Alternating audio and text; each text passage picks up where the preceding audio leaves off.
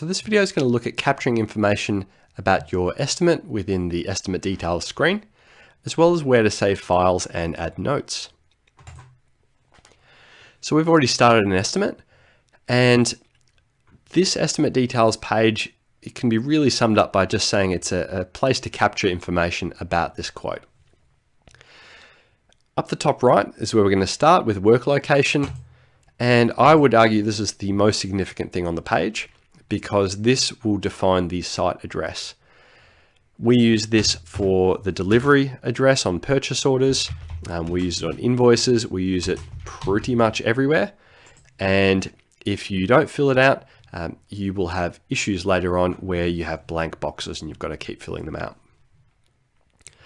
Common question is, what do I do if I've got like a lot number or an address that Google, when it pops up here, doesn't recognize? Not a big concern. Basically fill it out with the correct information. Google will eventually just give up because it doesn't find the address that you're entering. And as long as you put the right address in and it shows correctly here, that's really all that matters.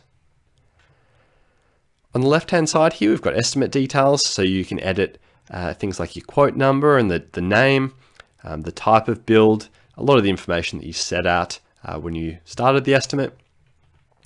Down further, customer information, and we can have a separate address for the customer if we want. So a good example might be where they don't live on the vacant site, if it's new build, or maybe you're doing landlord work and they are based elsewhere. As with most things Buildxact, the more you put in, the more you get out. So I'm going to fill this out so that my quote looks more filled out. And also I've got more information just about my client.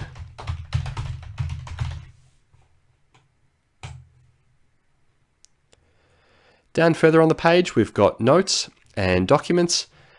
And as with the leads section, if you've seen that already, this is really just a good spot to be capturing information about the estimate.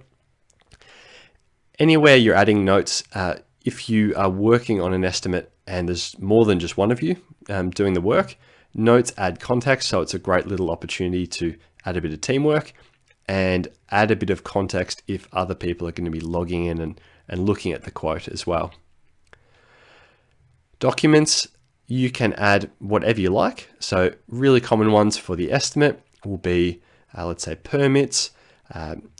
Notably, this is not where plans go, although you can load them here if you'd like.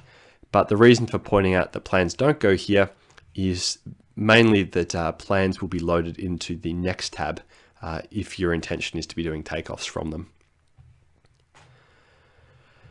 Final pointer here is two things actually.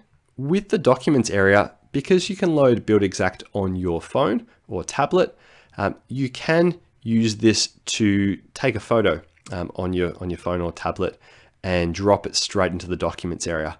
So a really common use we see for this is that people will be on site, they'll open Buildxact on their phone, take a picture, and it drops into documents. And when they're back at the office, they've got the photos loaded here. Much better than taking them and having to email them all to yourself. You can just snap pictures and drop them in here. Last point is this lead details. So this goes hand in hand with the kind of chain of events up the top. So as you're moving around the software, it's told us, hey, first thing you did was create a customer, then you created the lead, and now you're in the estimate. This is basically just saying that this estimate is linked to this lead. And if it was blank, it would also be the place that you would click to choose a lead to link an estimate to. Great, so that's the estimate details screen.